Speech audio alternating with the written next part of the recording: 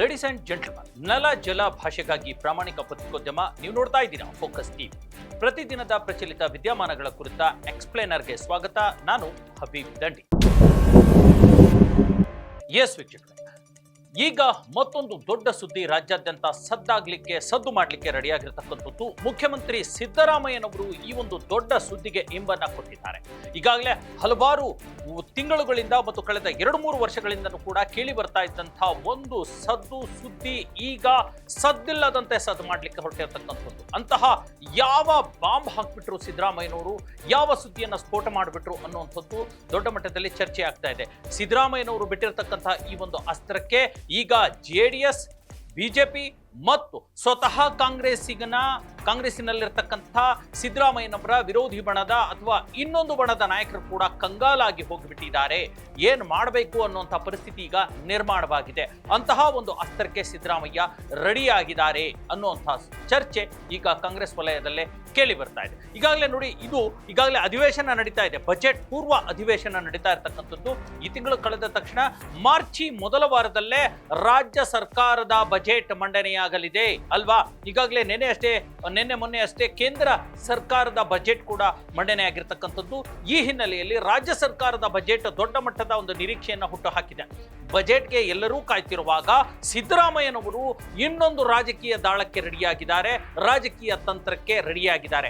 ಯಾಕಂದ್ರೆ ಈಗಾಗಲೇ 17ನೇ ದಾಖಲೆಯ ಬಜೆಟ್ ಅನ್ನ ಮಂಡಿಸೋದಕ್ಕೆ ಹೊರಟಿರ್ತಕ್ಕಂಥ ಸಿದ್ದರಾಮಯ್ಯನವರು ಬಜೆಟ್ ಮಂಡಿಸಿದ ತಕ್ಷಣ ಅವರ ಕುರ್ಚಿ ಬಿಟ್ಕೊಡ್ಬೇಕಾಗತ್ತೆ. ಯಾಕಂದ್ರೆ ದಾಖಲೆಯ ಬಜೆಟ್ ಮಂಡನೆಗೋಸ್ಕರ ಮಾತ್ರವೇ ಸಿದ್ದರಾಮಯ್ಯನವರನ್ನ ಇಟ್ಕೊಳ್ಳಲಾಗಿದೆ. ಸ್ವತಃ ಸಿದ್ದರಾಮಯ್ಯನವರು ವೈರಾಗ್ಯದ ಮಾತುಗಳನ್ನ ಆಡ್ತಿದ್ದಾರೆ, ಕುರ್ಚಿಯನ್ನ ಬಿಟ್ಕೊಡ್ತಾರೆ. ಇನ್ನೇನು ಬಜೆಟ್ ಮುಗಿದ ತಕ್ಷಣ ಮಾರ್ಚ್ ತಿಂಗಳಲ್ಲೇ ಡಿ.ಕೆ. ಶಿವಕುಮಾರ್ ಅವರು ಸಿಎಂ ಆಗಿ ಅಧಿಕಾರವನ್ನ ವಹಿಸಿ ಬಿಡ್ತಾರೆ. ಅಂತಹ ಒಂದು ತಂತ್ರಗಾರಿಕೆಯನ್ನ ಡಿ.ಕೆ. ಶಿವಕುಮಾರ್ ಕೂಡ ಮಾಡ್ತಿದ್ದಾರೆ ಅನ್ನುವಂಥ ಮಾತುಗಳು ರಾಜಕಾರಣದಲ್ಲಿ ಕೇಳಿ ಬರ್ತಾ ಇರ್ತಕ್ಕಂಥ ಈ ಹಿನ್ನೆಲೆಯಲ್ಲೇ ಯಾರಿಗೂ ಗೊತ್ತಾಗದ ಹಾಗೆ ಸಿಎಂ ಸಿದ್ದರಾಮಯ್ಯ ಮತ್ತೊಂದು ಚಾಣಾಕ್ಷ ನಡೆಯನ್ನ ನಡೆದು ಬಿಟ್ಟಿದ್ದಾರೆ ಮತ್ತು ಈ ಕುರಿತಂತೆ ಅವರು ಘೋಷಣೆಯನ್ನು ಕೂಡ ಮಾಡಿಬಿಟ್ಟಿದ್ದಾರೆ. ಅಂತಹ ಯಾವ ಘೋಷಣೆ ಅಂದ್ರೆ, ಈಗಾಗಲೇ ಒಂದು ದೊಡ್ಡ ರಾಜಕೀಯ ಅಸ್ತ್ರವಾಗಿ ಅಹಿಂದ ನಾಯಕತ್ವಕ್ಕೆ ಒಂದು ಪ್ರಬಲ ಅಸ್ತ್ರವಾಗಿ ಇರ್ತಕ್ಕಂಥ ಒಂದು ಅಸ್ತ್ರವನ್ನೇ ಈಗ ಸಿದ್ದರಾಮಯ್ಯ ಅನೌನ್ಸ್ ಮಾಡಿದ್ದಾರೆ. ಅದು ಜಾತಿ ಗಣತಿ ಸಮೀಕ್ಷೆಯ ಪ್ರಕಟ ಮಾಡೋದ್ರ ಕುರಿತಂತೆ. ಎಸ್ ವೀಕ್ಷಕರೇ, ಸ್ವತಃ ಸಿದ್ದರಾಮಯ್ಯ, ಮುಖ್ಯಮಂತ್ರಿ ಸಿದ್ದರಾಮಯ್ಯನವರು ಕೇವಲ ಒಂದು ತಿಂಗಳ ನಂತರ ಅಥವಾ ಒಂದು ತಿಂಗಳಿನಲ್ಲಿ ಜಾತಿ ಸಮೀಕ್ಷೆಯನ್ನ ಪ್ರಕಟ ಮಾಡ್ತೀನಿ ಅನ್ನುವಂಥ ಒಂದು ಘೋಷಣೆಯನ್ನು ಮಾಡಿಬಿಟ್ಟಿದ್ದಾರಲ್ವಾ. ಇದು ಈಗ ರಾಜಕೀಯ ವಲಯದಲ್ಲಿ, ಅದರಲ್ಲೂ ಬಿಜೆಪಿ, ಪ್ರತಿಪಕ್ಷವಾಗಿರ್ತಕ್ಕಂಥ ಬಿಜೆಪಿ ಜೆಡಿಎಸ್ ವಲಯದಲ್ಲೂ ಕೂಡ ತೀವ್ರ ಕಂಪನವನ್ನ ಹುಟ್ಟು ಹಾಕಿದೆ. ಜೊತೆಗೆ ಕಾಂಗ್ರೆಸ್ ಪಾಳಯದಲ್ಲಿರ್ತಕ್ಕಂಥ, ಪ್ರಮುಖವಾಗಿ ಸಿಎಂ ಕುರ್ಚಿಗೆ ಪ್ರಬಲ ಪ್ರತಿಸ್ಪರ್ಧಿ ಪೈಪೋಟಿ ನೀಡ್ತಾ ಇರತಕ್ಕಂಥ ಡಿ.ಕೆ. ಶಿವಕುಮಾರ್ ಅವರಲ್ಲೂ ಕೂಡ ಒಂದು ರೀತಿಯ ಕಂಪನವನ್ನ ಹುಟ್ಟು ಹಾಕಿದೆ. ಅದು ಹೇಗೆ, ಏನಾಗುತ್ತೆ ಅನ್ನುವಂಥ ಒಂದು ಮಾಹಿತಿಯನ್ನ ನಾವು ಕಲೆ ಹಾಕ್ತಾ ಹೋದ್ರೆ ಅಲ್ಲಿ ಸ್ಫೋಟಕ ಅಂಶಗಳು ಕೂಡ ಬಹಿರಂಗಗೊಳ್ತಾ ಇರತಕ್ಕಂಥದ್ದನ್ನ ನಾವು ನೋಡಬಹುದು. ಯಾರು ಕೂಡ ನಿಮ್ಮ ಪಾಲ್ಗೊಳ್ಳೋದು ಬಿಡೋದು ನಿಮಗೆ ಸಂಬಂಧಪಟ್ಟಿದೆ, ನೀವು ತೀರ್ಮಾನ ತೆಗೆದು. ಆದರೆ ಈ ಸಮೀಕ್ಷೆಯಲ್ಲಿ ಅವರು ನಿಮ್ಮ ವೈಯಕ್ತಿಕ ವಿಚಾರಗಳನ್ನು ಪದೇ ಒತ್ತಡ ಮಾಡಿದ್ರೆ ದಯವಿಟ್ಟು ಕೊಡಬೇಡಿ. ನಿಮ್ಮ ಇನ್ಕಮ್ ಇರ್ಬೋದು, ಇವೆಲ್ಲ ವೈಯಕ್ತಿಕ ವಿಚಾರಗಳಿರ್ತದೆ. ಅದನ್ನು ಕೊಟ್ಟರೆ ಅದನ್ನು ಅವರು ನಿಮ್ಮ ರೇಷನ್ ಕಾರ್ಡ್ ಕಿತ್ತಾಕಕ್ಕೆ ಯೂಸ್ ಮಾಡ್ತಾರೆ. ನಿಮ್ಮ ಹಾಸ್ಪಿಟ್ಲ್ ಬಿಲ್ಲು, ಸರ್ಕಾರಿ ಆಸ್ಪತ್ರೆಗಳಲ್ಲಿ ನಿಮ್ಗೆ ಸಿಗುವಂಥ ಸೌಲಭ್ಯಕ್ಕೆ ಕಟ್ ಮಾಡೋಕ್ಕೆ ಇದನ್ನೆಲ್ಲ ಉಪಯೋಗ ಮಾಡ್ತಾರೆ. ಯಾವ ಆಧಾರದ ಮೇಲೆ ಇವ್ರ ಇನ್ಕಮ್ಮು ಇತ್ಯಾದಿ ಎಲ್ಲ ಕೇಳ್ತಾರೆ, ಅದಕ್ಕೆ ನಾನಂತೂ ಡಿಸೈಡ್ ಮಾಡಿ ನಾನು ಕೊಡಲ್ಲ. ನಾನು ಯಾವುದೇ ರೀತಿಯಾದಂಥ ಮಾಹಿತಿಯನ್ನು ಅವ್ರು ಬಂದರೆ ನಾನಾತು ನಮ್ಮ ಮನೆಯವ್ರಾತು ಕೊಡಲ್ಲ. ನ್ಯಾಯಾಲಯ ಬಹಳ ಸ್ಪಷ್ಟವಾಗಿರುವಂಥ ಒಂದು ಆದೇಶವನ್ನು ನೀಡಿದೆ. ಈ ಜಾತಿ ಸಮೀಕ್ಷೆ ಕಂಪಲ್ಸರಿ ಅಲ್ಲ. ನಾನು ಬಹಿಷ್ಕಾರ ಹಾಕ್ತಾ ಇದ್ದೀನಿ, ತಾವೆಲ್ಲರೂ ಬಹಿಷ್ಕಾರ ಹಾಕಬೇಕು ಅಂತ ಹೇಳಿ ರಾಜ್ಯದ ಪ್ರಜ್ಞಾವಂತ ನಾಗರಿಕರಲ್ಲಿ ನಾನು ಮನವಿ ಮಾಡ್ತಾ ಇದ್ದೀನಿ. ಎಸ್ ವೀಕ್ಷಕರೇ, ಇದೆಲ್ಲದಕ್ಕಿಂತ ಮುಂಚೆ ಈಗಾಗಲೇ ನೋಡಿ, ಜಾತಿ ಗಣತಿಯ ಅಸ್ತ್ರವನ್ನೇ ಇಟ್ಕೊಂಡು 1-2 ವರ್ಷಗಳ ಕಾಲ ರಾಜಕಾರಣವನ್ನು ಮಾಡ್ತಾ ಬಂದರು. ಈಗಾಗಲೇ ಸರ್ಕಾರಕ್ಕೆ ಹೆಚ್ಚು ಕಡಿಮೆ 2.5 ವರ್ಷ ಮುಗಿದು 3 ವರ್ಷಗಳಂತ ತಾಪಕಲ್ಲಿ ಹಾಕ್ಬಿಟ್ಟಿದೆ. 2028ಕ್ಕೆ ಈಗ ಮತ್ತೆ ಚುನಾವಣೆ ಬರಬೇಕಾಗಿದೆ, ಸಾರ್ವತ್ರಿಕ ಚುನಾವಣೆ, ವಿಧಾನಸಭಾ ಚುನಾವಣೆಗಳು. ಆ ಚುನಾವಣೆಗೋಸ್ಕರವೇ ಈ ಅಸ್ತ್ರವನ್ನ ಒಂದು ಸೇವ್ ಮಾಡಿ ಇಟ್ಕೊಂಡಿದ್ರೇನೋ, ರಕ್ಷಿಸಿ ಇಟ್ಕೊಂಡಿದ್ರೇನೋ ಅನ್ನೋ ರೀತಿಯಲ್ಲೇ ಈಗ ಸಿದ್ದರಾಮಯ್ಯ ಈ ಅಸ್ತ್ರ ಪ್ರಯೋಗವನ್ನ ಮಾಡಿಬಿಟ್ಟಿದ್ದಾರೆ.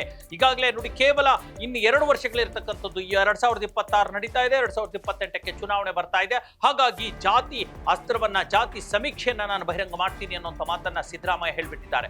ಇದು ಫೆಬ್ರವರಿ ನಡೀತಾ ಇದೆ ಅಲ್ವಾ, ಮಾರ್ಚ್ ತಿಂಗಳಿಂದ ಕೇಂದ್ರ ಸರ್ಕಾರದ ಜಾತಿ ಸಮೀಕ್ಷೆಯು ಕೂಡ ಆರಂಭ ಆಗಲಿದೆ. ಹಾಗಾಗಿ ಮಾರ್ಚ್ ತಿಂಗಳ ಕೇಂದ್ರ ಸರ್ಕಾರದ ಜಾತಿ ಸಮೀಕ್ಷೆ ಶುರುವಾಗೋದಕ್ಕಿಂತ ಮುಂಚೆನೆ ರಾಜ್ಯ ಸರ್ಕಾರದ ಜಾತಿ ಸಮೀಕ್ಷೆಯನ್ನ ಪ್ರಕಟ ಮಾಡಿಬಿಟ್ರೆ ಅದರ ಎಲ್ಲಾ ಕ್ರೆಡಿಟ್ ಸಿದ್ದರಾಮಯ್ಯನವರಿಗೆ ಹೋಗುತ್ತೆ ಅನ್ನುವಂಥದ್ದು ಒಂದು ಲೆಕ್ಕಾಚಾರ. ಎರಡನೇದು, ಮಾರ್ಚ್ ಮೊದಲ ವಾರದ ಬಜೆಟ್ ಆದ ತಕ್ಷಣ ಅದನ್ನ ಅನೌನ್ಸ್ ಮಾಡಿಬಿಟ್ರೆ ಅದು ಇನ್ನೂ ಒಳ್ಳೆಯ ಎಫೆಕ್ಟ್ ಆಗಿ ಸಿದ್ದರಾಮಯ್ಯನವರಿಗೆ ಪರಿಣಮಿಸುತ್ತೆ ಅನ್ನುವಂಥದ್ದು ಎರಡನೇ ತಂತ್ರವಾಗಿ ಇಲ್ಲಿ ಒಂದು ಲೆಕ್ಕಾಚಾರ ಹಾಕಲಾಗ್ತಾ ಇದೆ. ಯಾಕಂದ್ರೆ ನೋಡಿ, ಈಗಾಗಲೇ ಅಹಿಂದ ಮತಗಳನ್ನ ತನ್ನ ಬುಟ್ಟಿಯಲ್ಲಿ ಇಟ್ಕೊಂಡಿರ್ತಕ್ಕಂಥ ಸಿದ್ದರಾಮಯ್ಯ ಅಹಿಂದ ನಾಯಕತ್ವಕ್ಕೆ ಪರ್ಯಾಯವಾಗಿ ಬೆಳೀತಾ ಇರತಕ್ಕಂಥ ಒಂದು ಬೇರೆ ಯಾರನ್ನೂ ಕೂಡ ಬೆಳೆಯಕ್ಕೆ ಬಿಡದೆ ತನ್ನ ಒಂದು ಅಹಿಂದ ಮತಗಳನ್ನ ಸಿದ್ದರಾಮಯ್ಯನವರ ಮತಗಳನ್ನಾಗಿ ಪರಿವರ್ತಿಸಿಕೊಳ್ಳಕ್ಕೆ, ಕಾಂಗ್ರೆಸ್ ಪಕ್ಷದ ಮತಗಳನ್ನಾಗಿ ಪರಿವರ್ತಿಸಿಕೊಳ್ಳೋದಕ್ಕೆ ಎಲ್ಲಾ ರೀತಿಯ ಅಸಾಧ್ಯತೆಗಳನ್ನು ಕೂಡ ಪ್ರಯತ್ನಿಸ್ತಾ ಇದ್ದಾರೆ. ಇದಕ್ಕೆ ಸ್ವತಃ ಎಐಸಿಸಿಯ ಒಂದು ಪ್ರಭಾವಿ ಹೈಕಮಾಂಡ್ ಅಂತಾನೆ ಹೇಳ್ಕೋಬೇಕು. ಯಾಕಂದ್ರೆ ಖರ್ಗೆ ಅವರು ಹೈಕಮಾಂಡ್ ಅಲ್ಲ, ರಾಹುಲ್ ಗಾಂಧಿಯೇ ಬೆನ್ನಿಗೆ ನಿಂತಿದ್ದಾರೆ ಅನ್ನುವಂಥದ್ದು. ಬಜೆಟ್ ಆದ ತಕ್ಷಣ ನೀವು ಈ ಒಂದು ಜಾತಿ ಗಣತಿಯನ್ನ ಪ್ರಕಟ ಮಾಡಿಬಿಡಿ ಅನ್ನುವಂಥ ಒಂದು ಗ್ರೀನ್ ಸಿಗ್ನಲ್ ಕೂಡ ರಾಹುಲ್ ಗಾಂಧಿ ಕೊಟ್ಟಿದ್ದಾರೆ ಅನ್ನುವಂಥದ್ದು. ಹಾಗಾಗಿ ಇದು ದೊಡ್ಡ ಮಟ್ಟದ ಸದ್ದು ಮಾಡೋದ್ರಲ್ಲಿ ಎರಡನೇ ಮಾತಿಲ್ಲ. ಹಾಗಾದ್ರೆ ಜಾತಿ ಗಣತಿಯನ್ನ, ರಾಜ್ಯ ಸರ್ಕಾರದ ಜಾತಿ ಗಣತಿಯನ್ನ ಅನೌನ್ಸ್ ಮಾಡಿದ್ರೆ ಆಗುವಂತಹ ಅಥವಾ ಪರಿಣಾಮಗಳೇನು ಅನ್ನುವಂಥದ್ದನ್ನ ಲೆಕ್ಕ ಹಾಕೊಂಡ್ರೆ ಪ್ರಮುಖವಾಗಿ ಕೇವಲ 5 ಪರಿಣಾಮಗಳನ್ನ ನಾನು ಹೇಳ್ತೀನಿ.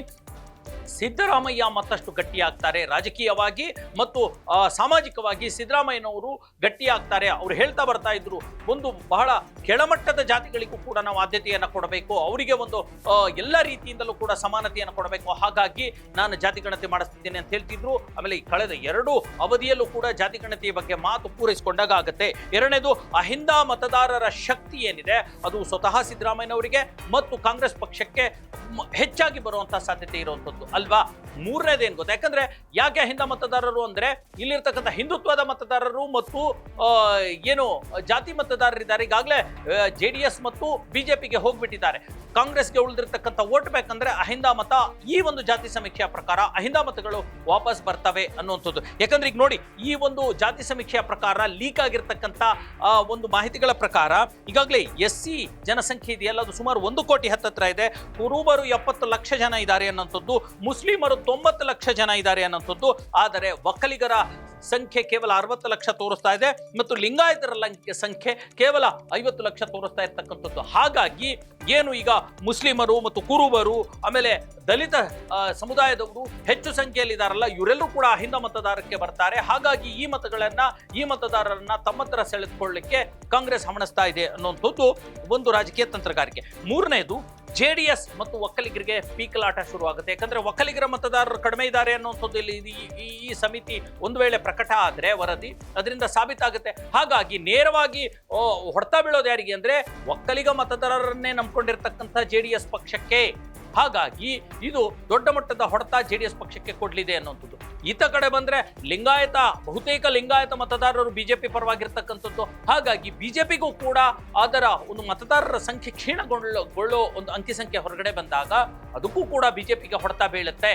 ಇದಲ್ಲದೆ ಇನ್ನೊಂದು ದೊಡ್ಡ ಹೊಡೆತ ವೀಕ್ಷಕರೇ ಬೀಳುವಂಥದ್ದು ಯಾರಿಗೆ ಅಥವಾ ಪೀಕ್ಲಾಟ ಯಾರಿಗೆ ಅಂತಂದ್ರೆ DK ಶಿವಕುಮಾರ್ ಅವರಿಗೆ. ಯಾಕಂತಂದ್ರೆ ಈಗ CM ಆಗ್ಲಿಕ್ಕೆ ಹೊರಟಿರ್ತಕ್ಕಂಥ ಬೇರೆ ಬೇರೆ ರೀತಿಯ ದಾಳಗಳನ್ನು ಉರುಳಿಸ್ತಾ ಇರತಕ್ಕಂಥ CM ಆಗ್ಲಿಕ್ಕೆ ಹೊರಟಿರ್ತಕ್ಕಂಥ DK ಶಿವಕುಮಾರ್ ಅವರಿಗೆ ಸಿದ್ದರಾಮಯ್ಯನವರ ಈ ಹೊಡೆತ CM ಕುರ್ಚಿಯನ್ನ ಇನ್ನಷ್ಟು ದೂರ ಮಾಡುತ್ತೆ. ಜೊತೆಗೆ ಬಹಳ ದೊಡ್ಡ ಮಟ್ಟದಲ್ಲಿ ಈಗಾಗಲೇ ಅವರು ಹರಸಾಹಸ ಪಡ್ತಾ ಇರ್ತಕ್ಕಂಥದ್ದು CM ಸೀಟ್ ದೂರದ ಮಾತು. KPCC ಅಧ್ಯಕ್ಷ ಗಾದಿಯಾದರೂ ಉಳಿಸ್ಕೊಳ್ಳೋಣ ಅನ್ನುವಂಥ ಒಂದು ಹರಸಾಹಸ ಪಡ್ತಾ ಇದ್ದಾರಲ್ಲ, ಈ ಹಂತದಲ್ಲಿ ಅವರಿಗೆ ಬಹಳ ದೊಡ್ಡ ಮಟ್ಟದಲ್ಲಿ ಚಾಲೆಂಜ್ ಆಗಿ ಪರಿಣಮಿಸೋದು ಈ ಜಾತಿ ಗಣತಿ ವರದಿ ಪ್ರಕಟ ಆಗದೆ ಇರೋ ತರ, ಬಹಿರಂಗ ಆಗದೆ ಇರೋ ತರ, ಸರ್ಕಾರದಿಂದ ಅನೌನ್ಸ್ ಆಗದೆ ಇರೋ ತರ ತಡಿಬೇಕು ಅನ್ನುವಂಥದ್ದು. ಯಾಕಂದ್ರೆ ಅವರದೇ ಸಮುದಾಯ ಆಗಿರ್ತಕ್ಕಂಥ ಒಕ್ಕಲಿಗರ ಸಂಖ್ಯೆ ಕಡಿಮೆ ಇರೋದ್ರಿಂದ ಒಂದು ವರದಿಯನ್ನ ಕೂಡ ತಡಿಲಿಕ್ಕೆ ಸಾಧ್ಯ ಆಗದೆ ಇರೋಷ್ಟು ಒಕ್ಕಲಿಗ ನಾಯಕ ಆಗ್ಬಿಟ್ರ DK ಶಿವಕುಮಾರ್ ಅನ್ನುವಂಥ ಒಂದು ಆರೋಪ ಬರುತ್ತೆ.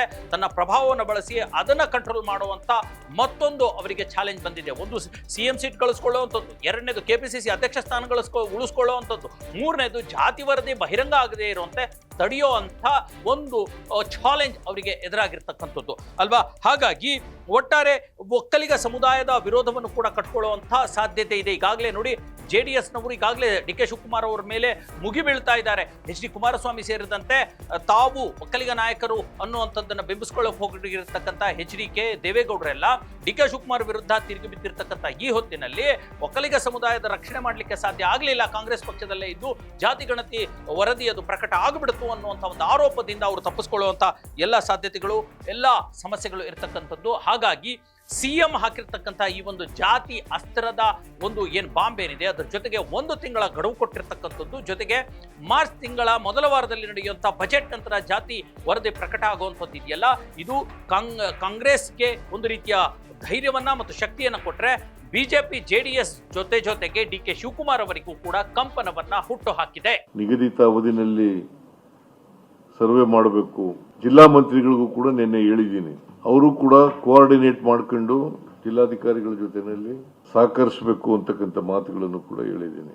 ಮತ್ತೆ ಜಿಲ್ಲೆಗೊಬ್ಬ ಸೆಕ್ರೆಟರಿ ಇರ್ತಾರೆ, ಇನ್ಚಾರ್ಜ್ ಸೆಕ್ರೆಟರಿ ಇರ್ತಾರೆ, ತಾಲೂಕಿಗೊಬ್ಬ ಇನ್ಚಾರ್ಜ್ ಆಫೀಸರ್ ಇರ್ತಾರೆ.